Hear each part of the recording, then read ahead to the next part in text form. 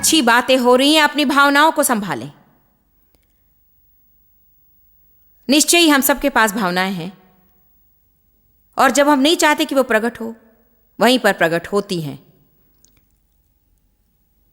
हाल ही में मैंने अपने पति से कहा, यदि मैंने ये नहीं सीखा होता कि भावनाएं कभी नहीं जाती तो मालूम नहीं मैंने अपने जीवन में क्या किया होता, परंतु हम उनको संभाल सकते हैं। मैं आपको वही मुख्य बात सिखाना चाहती हूं, क्योंकि मैंने अपने जीवन में कई वर्ष यही अपेक्षा में बिता दिए। काश मैं कभी क्रोधित नहीं होती, काश मैं कभी अपना संयम न होती, काश मुझे कभी चोट महसूस नहीं होती, काश मुझे कभी बुरा नहीं लगता, कभी मुझे निराशा महसूस नहीं होती।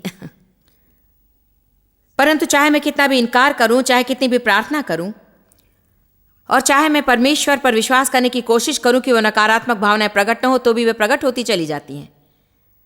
अंत में मैंने परमेश्वर के वचन से ये भेद सीखा, गलतियों 5 से, कि उसने हमें संयम का फल दिया है। आत्म संयम सच में। दूसरे तीमुथियुस 1:7 में पौलुस ने तीमुथियुस से कहा, परमेश्वर ने हमें भय का आत्मा नहीं दिया, परंतु सामर्थ, प्रेम और संयम का आत्मा दिया। परंतु यदि आप एम्प्लीफाइड बाइबल पढ़ें तो लिखा है कि सामर्थ का आत्मा और प्रेम का और शांत, पूर्ण, संतुलित मन और संयम का आत्मा दिया है। तो परमेश्वर ने सच में आत्मा डाला है, या एक पल संयम का आत्मा हम में है। अधिकांशतः लोग दूसरों पर नियंत्रण करने की कोशिश करते हैं, जब उन्हें खुद पर नियंत्रण करने की कोशिश करनी चाहिए। हालेलुया। सच में वो सामर्थ की आत्मा प्रेम और संयम या आत्मनियंत्रण की आत्मा है। सामर्थ तो शैतान के विरोध उपयोग करनी है, जो आप पर विजयी होना चाहता है। प्रेम दूसरे लोगों के प्रति है, और संयम तो अपने प्रति है।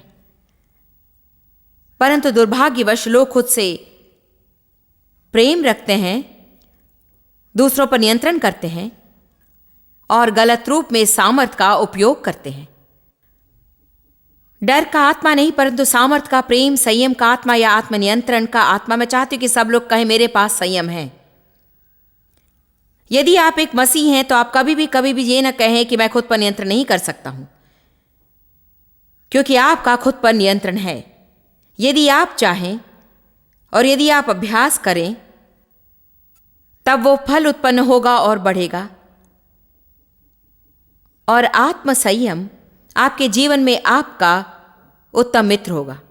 आत्म संयम ही हमारे जीवन में सब बातें सही रखता है। यदि आप गलतियों 5 में आत्मा के फल की सूची पढ़े, वो प्रेम से शुरू होती है।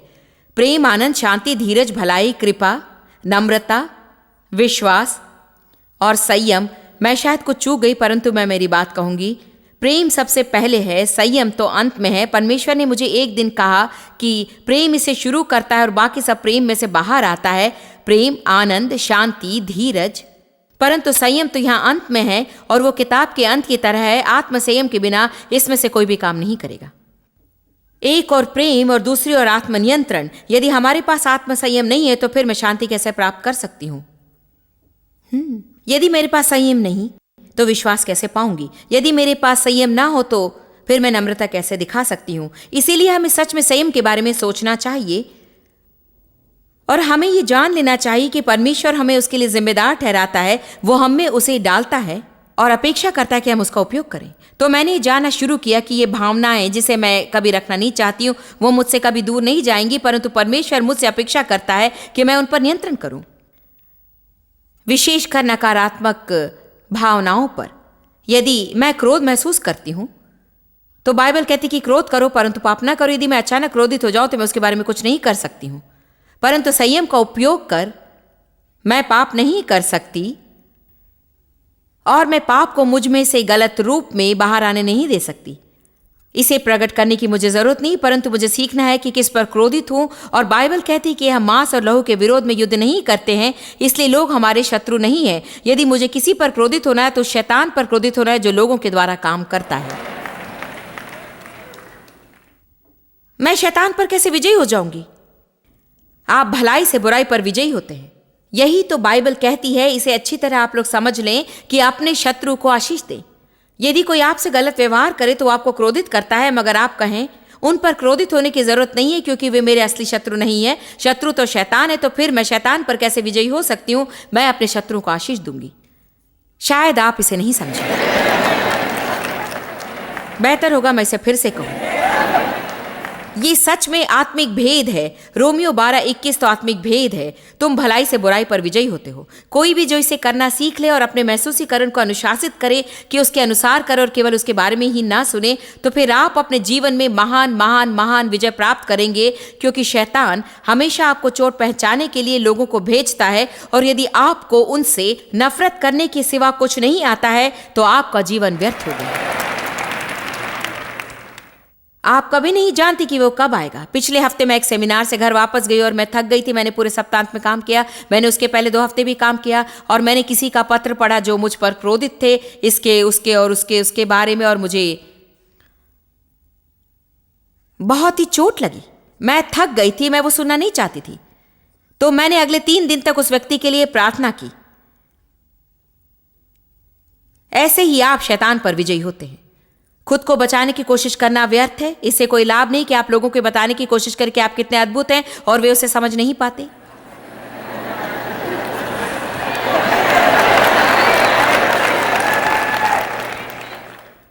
मुझे ये फिर से कहना चाहिए, यहां ये कुछ अच्छा है। जब आप क्रोधित होते हैं, जब आप चोट खाते हैं और जब आप जख्मी महसूस करते हैं, आप खुद पर नियंत्रण कर सकते हैं। आप अपने क्रोध को प्रकट नहीं करते क्योंकि उससे कोई लाभ नहीं होगा। आप उसके अस्तित्व का इनकार नहीं करते, परंतु आपके ऊपर नियंत्रण करने से उसका इनकार कर सकते हैं। आप संयम के फल का उपयोग करते हैं और कहते हैं मुझे चोट लगी है, ये सच है, परंतु मैं इसे मुझ पर नियंत्रण नहीं करने दूंगी। मैं मेरे महसूसीकरण को मेरा जीवन नाश नहीं करने दूंगी। क्या आज यहां कोई प्रकाशन पा रहा है? क्योंकि आप में से बहुत से लोग अपनी भावनाओं को अपना जीवन नाश करने दे रहे हैं, और ये समय है कि उसे खत्म कर दो। आप में से कुछ लोगों के लिए ये बदलाव और पूरे परिवर्तन की जगह हो सकती है। आप में से कुछ लोग बहुत जल्दी ही चोट खाते हैं और आप हमेशा या अक्सर दूसरों को चोट पहुंचाते हैं, और आपको ये रोकना है। मेरे महसूसीकरण को मैं नहीं बदल सकती। नहीं, शायद आप कैसे महसूस करते उसे आप नहीं बदल सकते, परंतु जो लोग आपको सताते हैं, यदि आप उनके लिए प्रार्थना करें तो शैतान अपना मुंह बंद कर दे।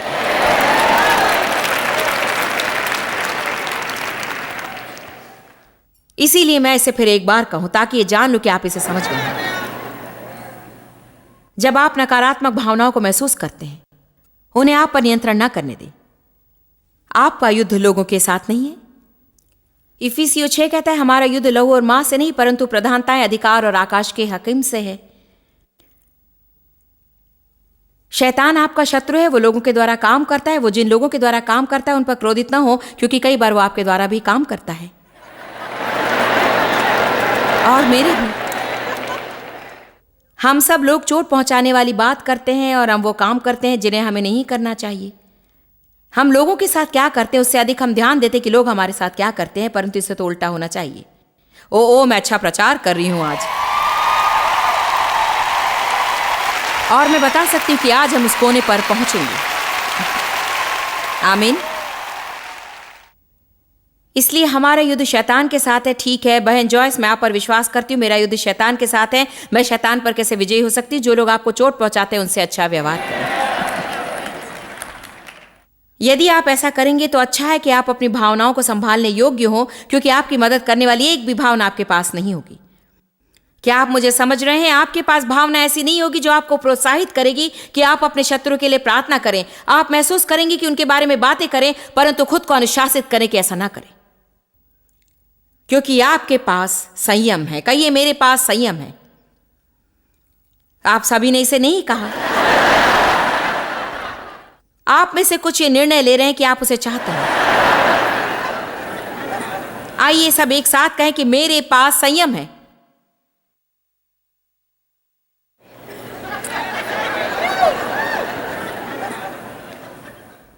मैं अभी भी आश्चर्य करती हूं कि हमारी भावनाएं कैसे जल्दी बदल जाती हैं।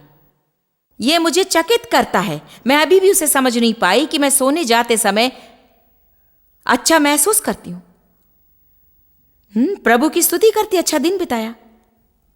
और जब सुबह उठती हूं तो ऐसा लगता है कि किसी के सिर पर मारो।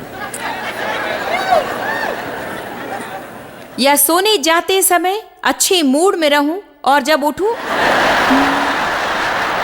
अक्सर सोने जाते समय शरीर में अच्छा महसूस करती हूँ, उठते समय बुरा महसूस करती हूँ। ये मानो रातों रात आखिर क्या हो गया, मैं समझ नहीं पाई। परंतु यदि हम अपने महसूसीकरण के अनुसार जीते हैं तो शायद हम अपने जीवन में लिख दें कि शत्रु के द्वारा नाश हुआ, उकसाया गया और नियंत्रण किया गया, क्योंकि भावनाएं विश्वासियों का सबसे बड़ा शत्रु है। सबसे अधिक बात है कि लोग दूसरे लोगों को बताते हैं कि वे कैसा महसूस करते हैं। हमने इस कॉन्फ्रेंस में कुछ निर्णय लिया है कि क्या आप बाइबल के परमेश्वर पर विश्वास करेंगे या अपने महसूसीकरण के ईश्वर पर विश्वास करेंगे।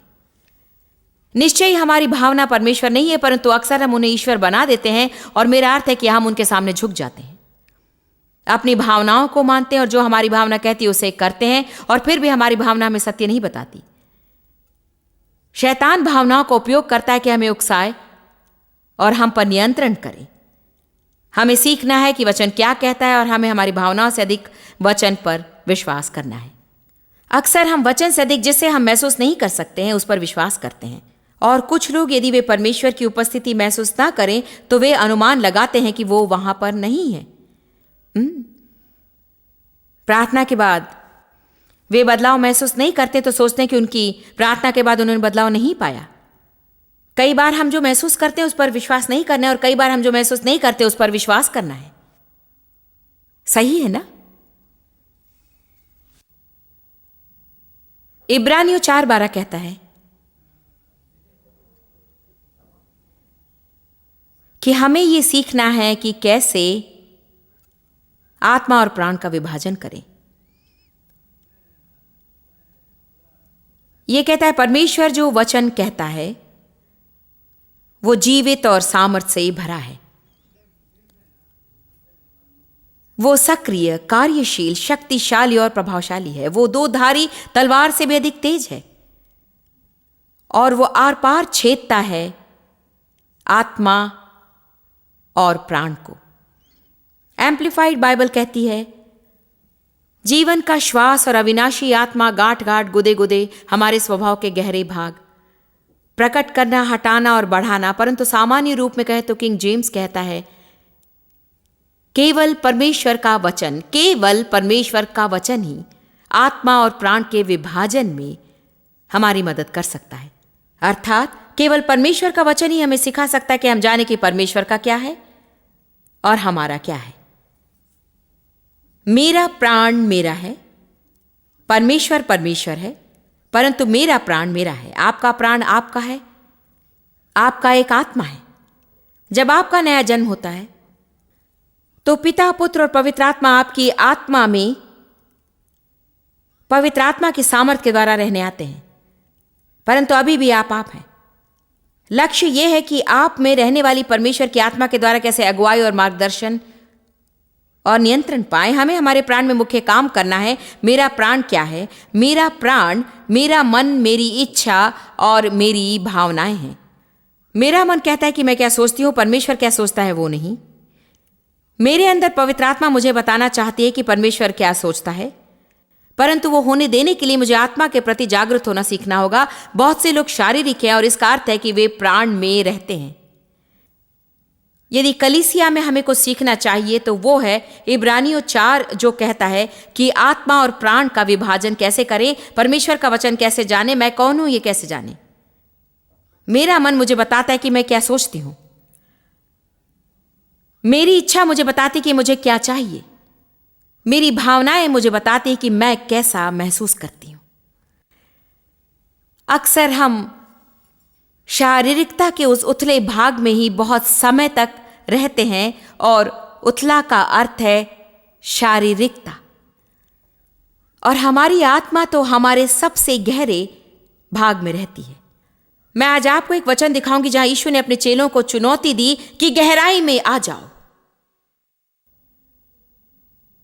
उसने अधिक मछलियां पकड़ने के लिए गहरे में जाल डालने के उदाहरण का उपयोग किया, परंतु आज हम हमारे उद्देश्य से उसे थोड़ा अधिक आत्मिक बनाएंगे। मैं विश्वास करती हूं कि ये तो मछलियां पकड़ने की क्रिया में होने वाली बातों का आत्मिक भाग है। आज हमें लोगों से कहना चाहिए, आत्मा की गहराई में आ जाइए, शारीरिकता के उथले क्षेत्र से बाहर आए और हम क्या चाहते हैं, सोचते हैं और महसूस करते हैं, इसमें जीने के उथले क्षेत्र से बाहर आए और बहुत आशीषें पाने के लिए तैयार हो जाएं, जिसमें परमेश्वर की उपस्थिति अधिक रूप में उंडेले जाना से लेकर परमेश्वर आपके रोज की आर्थिक जरूरतों को पूरा करना शामिल है। परमेश्वर आपको हर क्षेत्र में आशीष देना चाहता है। वो चाहता है कि आप उससे सुने और आपके प्रति भेद की और रहस्य की बातें जाने, बुद्धि और ज्ञान के बारे में प्रकाशन पाएं। वो चाहता है कि आप उसे जाने और उसके पुनरुत्थान की सामर्थ्य जाने, उसके मार्ग जाने, दूसरे लोगों के लिए आशीष बने। वो चाहता है कि आप तंदुरुस्ती में रहें, चाहता है कि आप संपन्नता में रहें और आप रचनात्मक हो, परंतु आप उसे उस उतले क्षेत्र में नहीं पाएंगे कि आप क्या चाहते हैं, सोचते हैं और महसूस करते हैं। क्या आप मेरी बात समझ रहे हैं? मैं चाहती हूं, मैं सोचती हूं, महसूस करती हूं, मैं चाहती हूं, सोचती हूं, महसूस करती हूं। आप खुद की सुनिए और दूसरे लोगों की सुनिए, खुद की सुनिए। इसलिए हम हमेशा इसके बारे में कहते हैं कि मैं चाहती हूं, सोचती हूं, महसूस करती हूं, मैं चाहती हूं, मैं सोचती हूं। मैं बताऊंगी कि मैं क्या चाहती हूं, मैं बताऊंगी कि मैं क्या महसूस करती हूं। और पूरा दिन भर, ये हफ्ते में 7 दिन चलता है कि मैं चाहती हूं, मैं सोचती हूं, महसूस करती हूं, चाहती हूं, सोचती हूं, महसूस करती हूं।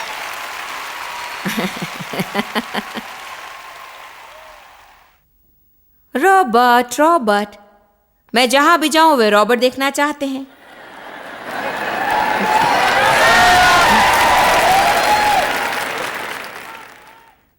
शायद अब मुझे ये करना महसूस नहीं हो रहा है। मैं नहीं सोचती कि अच्छा विचार है और मैं नहीं भी चाहती हूं। इसलिए जब तक परमेश्वर मुझसे न कहे मैं नहीं करूंगी।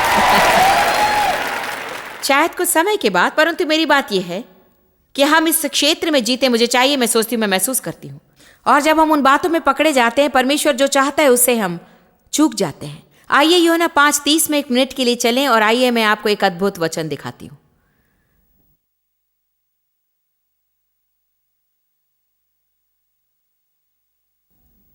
आज मैं इस वचन के बारे में सोच रही थी और मैं इसे अपने जीवन पर प्रार्थना कर रही थी, क्योंकि मैं इतना अधिक चाहती थी जब मैं निर्णय लेती कि परमेश्वर क्या निर्णय लेगा।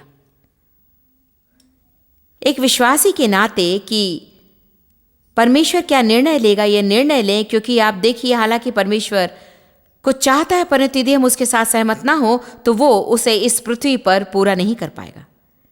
क्योंकि वो कहता है, मैंने तुम्हारे सामने जीवन और मृत्यु रखा है, चुनाव कर। और परमेश्वर हमें मुफ्त का चुनाव देता है। यही तो कारण है कि जो हमें परमेश्वर के स्वरूप में बनाता है, क्योंकि हमारे पास मुफ्त चुनाव है।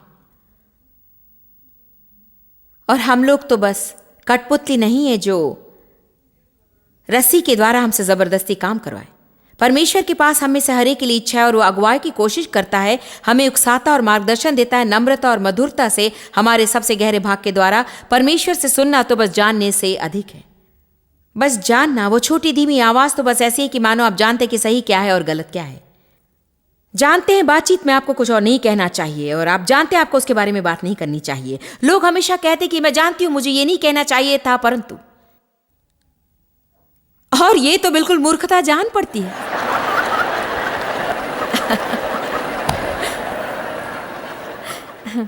मैं जानती हूं कि मुझे ये नहीं करना चाहिए था, परंतु मैं जानती हूं मुझे ये नहीं खाना था, परंतु मैं जानती हूं मुझे पैसा खर्च नहीं करना था, परंतु मैं जानती हूं मुझे इस व्यक्ति को नहीं बताना चाहिए था, परंतु मैं देख सकती हूं आप लोग जो वहां ऊपर बैठे हैं, आप इसे नहीं समझ पा रहे हैं क्योंकि आप वहां पर हैं। देखिए, अक्सर जबकि हम वो कहते हैं, हम जानते हैं, हमारे भीतर हम ये जानते हैं, परंतु हमें उसके अनुसार जीना सीखना चाहिए और उसे अनदेखा ना करें और बस आगे बढ़कर हम जो चाहें उसे ना करें। क्या मैं आपको एक भेद की बात बताऊं? यहां एक और आत्मिक भेद है। आप कभी भी गलत चुनाव करके सही परिणाम नहीं पा सकते हैं।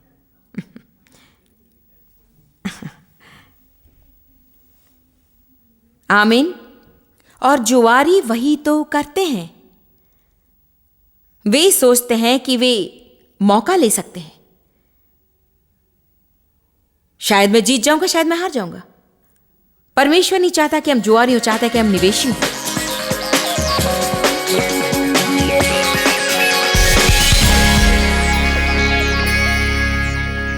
आज की शिक्षा थी कि अपनी भावनाओं से व्यवहार करना सीखें। जरूरी नहीं कि हम उसे रखें या नहीं, निश्चय हमेशा हमारे पास वो होगी ही। भावनाएं तो अस्थिर होती हैं, कई बार हम उनका आनंद लेते हैं और कई बार नहीं लेते हैं। कई बार वो अच्छी होती हैं तो कई बार नहीं। जरूरत होने पर वे वहां नहीं होती और जब हम चाहते हैं कि वे वहां न हो तो हमें बहुतायत से मिलती हैं। इसलिए हमें सच में भावनाओं के स्वभाव के बारे में सोचना चाहिए। हमें आत्मसंयम के फल के बारे में सीखना चाहिए, क्योंकि निश्चय ही इसमें हमारी परीक्षा होगी। निर्णय लें कि क्या हम परमेश्वर के वचन पर विश्वास करेंगे या अपनी भावनाओं पर।